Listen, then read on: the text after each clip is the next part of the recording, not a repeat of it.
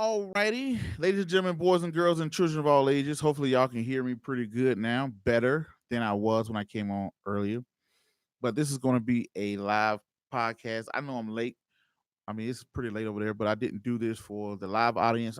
This is a concept and a show that I want to put out there off of my personal experience and off of hopefully some of you guys and girls can learn from. So, ladies and gentlemen, without further ado, let me share this out. If you're catching it, you just so happen to be up this late and catching it live, great to catch it live. Let me share this out a little bit. I'll be back. We're gonna get to the topic. I don't feel like doing that. You know what? I'm just going to go ahead and share this. Well, I'll do all that crap later. Anyway, we're gonna jump straight into it. Ladies and gentlemen, boys and girls, and children of all ages, you are now tuned into the Investor Show. As always, this is your gracious host, the Prince of Investing, Prince Dykes, coming to you guys and girls live from the beautiful state of Denver, Colorado. Don't forget that like, subscribe, comment, share button. And as always, I don't have a lot of time. And I definitely know you guys and girls don't have a lot of time, so we're going to jump straight into it. So this video, this was originally a podcast. I put up on the podcast for the people that check out the podcast. Great. If you haven't checked out the podcast, check us out on iTunes, Google Play, iHeartRadio, Sticker Radio, Amazon, whatever you can catch a podcast from. We're out there somewhere, right? So check it out, The Investor Show. But it's an episode I did on the podcast that I wanted to bring to YouTube as well. And I wanted to do this because why it's important? Because as you grow as an investor, as you become known as an investor, once you start to think about investing, your family and your friends are going to start to look at you as an investor, right? And once they see you put money places, you're going to look at assets and liabilities totally different. So meaning that my son or my nephew or my niece, they can call me and say, "Hey, uncle, I'm trying to get this $600 camera so I can become a photographer. Would you mind buying it for me?" I'm more likely to buy that versus if they call me and say, "Hey, I want an iPad, right? So I can play video games." So that's the mind of an investor. And when you get known as a mind of an investor, you're going to have all type of people that's going to come around you with their good ideas, their good business propositions, what you should be doing, what you could be doing, all of the stuff like that. And I break it down to two type of people: are the dogs and the kittens, right? You have two types. You have a dog and you have a kitten, right? And the kitten, let's first start with the kitten.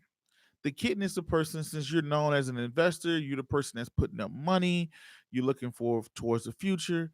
People are going to look at you and say, "Hey, the kitten is going to come to you on an emotional string," meaning they're going to come to you and they're going to have the big eyes, the big, kitten eyes, and they're going to be so sad, and they're going to play on your emotions.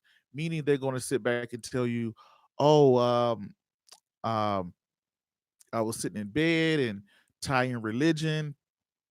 God told me to start this company and this business.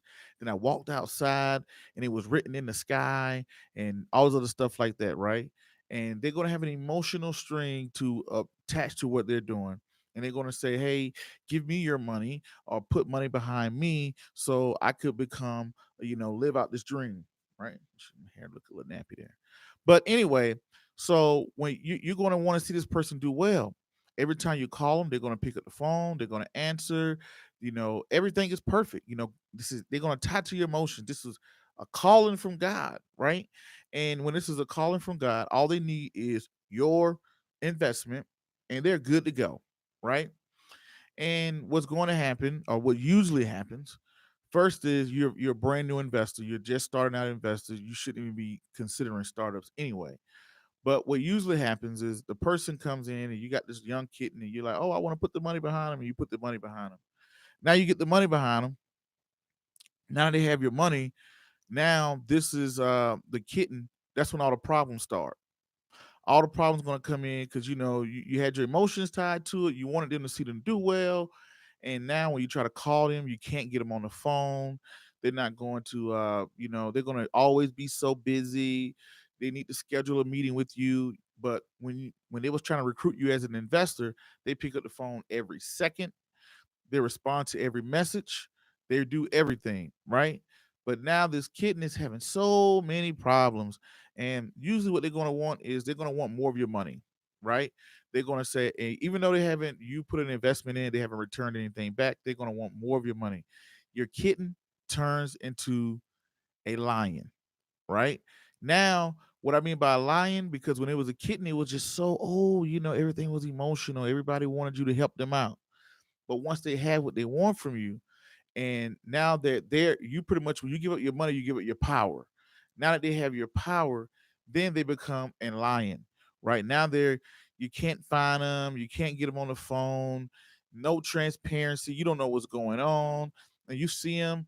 It's years down the line. Hey, whatever happened to that company you was going to start or whatever? And then they got every excuse in the book, right?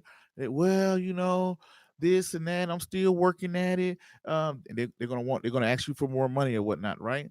And now you're gonna become kind of upset because you're gonna be like, wow, this person was on the phone with me every day. They were so transparent. They responded to every email. But once they got my money, everything changed. Now your kitten is a lion. Now that's a kitten. Now we're gonna go to the next one, which is a dog. Right? This is the dog. The dog is a person. They're gonna come to you. They got everything figured out. They got everything figured out. They got the product. They're about to launch it. They got the marketing. They got all the connections. All they need is they don't even need your money. They're just saying, hey, if you want to get on board with this, you better jump on it. The dog is the type of startup investor. They're playing on your fear of missing out. They're going to come to you, hey, look, we're about to become gazillionaires. If you want a piece of this, you better jump on board now, right? And what they're playing on is you're saying, man, it could be. They're going to have all of the celebrities. They're going to have all of them. They're going to have all the marketing ready. They're going to have all the pictures. They're going to have all the videos, the fancy videos, the pictures, the website, everything an investor likes to see. We're about to open up doors on in 3 months. If you want to get in, this is your opportunity to get 10% of this company, right? So now they're playing on your fear of missing out. And we need to know by Friday. So you're like, well, I need to jump in and get this. So now, as soon as you jump in, as soon as you become an investor, as soon as you become in, now when it's time for the grand opening, you don't hear anything. They're going to tell you, oh, we had to push the grand opening back from June. Now it's going to be in September. Then you go into September. Oh, it's not going to be in September. It's going to be in December. Then it goes from December to you're not going to hear from them. And then when you call them and you intrigue about what's going on, they're going to become pissed off at you. Man, I told you we will call you when we have XYZ. We're going through some stuff. We have problems. Da, da, da, da, da, da. You get all this vague stuff and information, and your dog has turned into a wolf.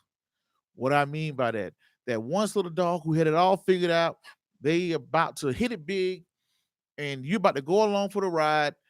And then as soon as you give them your money, you transition your power, then that's when all the bull crap starts to happen. Now all the bull crap are like, oh well, I need this particular license, and like, wow, they seem to have it all figured out when they was recruiting me as an investor. Now that they have my money, now it's all these problems. You can't get them on the phone. They don't want to do your email. Now they're pissed off at you. Now they're like, well, come on, man. You only gave me a small percentage anyway. And because they're not worried about you, the kittens and the dogs are not worried about you once they got your money. They're on to the new investors, right? They want more money. They're like, okay, we got them. Cool. Now let's go get somebody else, right? That's 98% of the time of when you're going to deal with a brand new startup that's going to be presented to you. I'm telling you this story because these are things I went through. I met kittens, I met dogs. I call them kittens and dogs, but I met these type of people that come along everywhere and all the time. And when I look back on it, it was a dumb mistake on my behalf, but because you know, um, I know, but I see other people go through it, and I try to tell them. I say, hey, man, that is only when you started doing startups, that's for season level investors, season level who made their money or whatnot, and they're looking for other avenues to grow their money, different vehicles they could use to grow money or whatnot, right? But it's not for you, the new guy or whatever. I watched that show called Something Ventured on Netflix. Ooh, that excited me so much. The founders of what you got, the founders of Google, the founders of Facebook, the founders of these nobody companies, there really wasn't nobody. Like Robinhood right now is still fundraising. You have companies like that. Those are for accredited investors, where people who have $1 million net worth or more, right? Those are people who can get in at the ground floor of companies that are already, they're not really, they have grown past the startup phase. Your brother wants to open up a gun shop, right? And he wants you to invest into him to open up a gun shop, and he's going to have all the answers. He's going to swear he knows everything. It don't make sense to even look at the proposal. All the proposals are going to do this. They're all going to go up. Their 5-year proposal, everything is going to go up, right? So nobody's going to present you as an investor saying it's going to go down or stay the same. So everybody's going to predict you that everything's going to be good, everything's going to be fine, and that's something you don't want to get involved with as a new investor. As you're an intermediate investor, brand new investor, stay away from stuff like that. It would be my greatest advice. Once you become an experienced, very seasoned investor, you reach your financial goals and things like that, then you can maybe experiment with new avenues of making money. But when it's coming out, and I know what that kitten is saying to you, I know what that dog is saying to you, they got it all figured out. They just need you to believe in them and all of the stuff like that. And the kitten is just, oh, please, we just a brand new blah blah blah. But the idea is, everybody got an idea. Few people have a plan, and only the elite can execute. Follow execution. Because I look at it and say, hey, if I buy Google stock, I get a report almost daily. I know everything that's going on in that company. And if you are one of the startup investors out there, why would I take my $10,000 and give it to you when I can put that into something like a Google, and I'm getting transparency, even though it won't grow as fast as yours? But most of the people that's coming to you, they don't even know the future. And then once you get that person your money, now you kind of wondering what's going on. Now you got to get lawyers involved. Now you got to sue these people. It's not even worth the headache, right? So, but if I had something in Google, I get a report every single day. I know what's going on with that company. I got quarterly reports, financial reports. I can look at their previous finances. I can look at their current finances or whatnot. When those brand new startups, they don't have any money, they don't have any track record or whatnot, and they're playing off of your emotions, or they're playing off of your fear of missing out. So be very, very, very careful with those. The dog and the kitten startup investors, because they will come around. They will. Right now, you probably don't know them. Oh, I never seen that. But once you get known and you start to invest, people are going to say, hey, I know you're making money day trading, trading stocks, doing futures. I know a place where you can make even more money. Check out my idea. I'm getting ready to start a barbershop. Then here comes the kitten. I always wanted to do my own business, or the dog. They got it all figured out until the money transfers hands. When you have money, you have power. When you give somebody else your money, they have your power. So take it on into your toolbox as the investor, as you go out there and conquer the world, to watch out for the dog and the kittens, because they are out there and they will call you. And those dogs will turn into wolves, and those kittens will turn into lions. Now you're going to court with them. Now you're trying to figure out what's going on with them. Now you're chasing them. Now you're, hey, what's going on? You're chasing them. Hey, what, you know, now you're wondering, man, this person was so open to me with their idea and their emotions when they was trying to get my money. Now they got my money. Now I can't find them. So be very mindful of that. Be very mindful of those, and know that 98, 99% of those things will fail, and all of the good stuff. But anyway, don't forget to hit that like, subscribe, comment, share button. Give it a thumbs up if you like the content. Until the next video, podcast, cartoon, or whatever else you see me do crazy around the globe. Peace, be safe. I'm out. Thank you.